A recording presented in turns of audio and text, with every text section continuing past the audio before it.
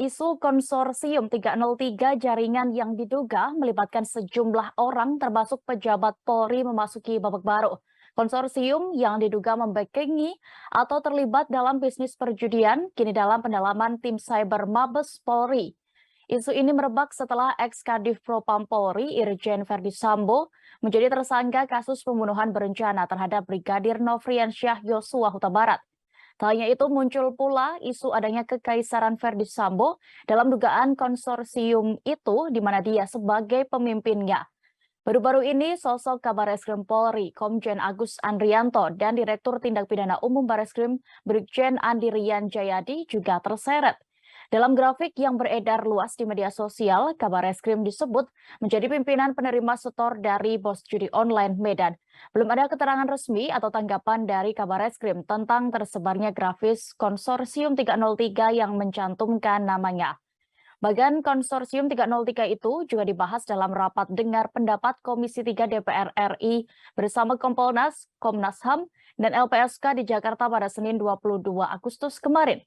Anggota Komisi 3 DPR RI Dapil Jawa Timur, Arteria Dahlan, bahkan menunjukkan adanya grafis tersebut. Kadif Humas Polri Irjen Dedi Prasetyo mengatakan berbagai isu yang beredar di media sosial terkait konsorsium 303 kini akan ditelusuri Direktorat Tindak Pidana Cyber Bareskrim Polri. Mabes Polri menyebut tim cyber masih melakukan pendalaman terkait isu tersebut. Dedi belum mau merinci lebih jauh terkait pendalaman penyidikan cyber Polri soal isu pembackingan sejumlah bisnis gelap Verdi Sambo tersebut.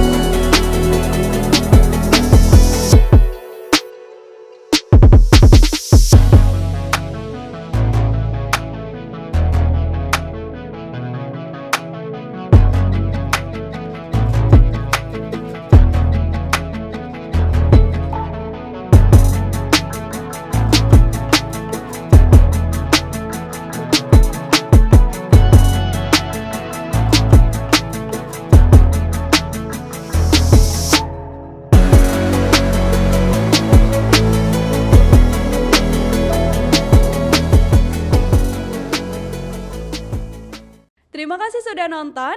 Jangan lupa like, subscribe, dan share ya.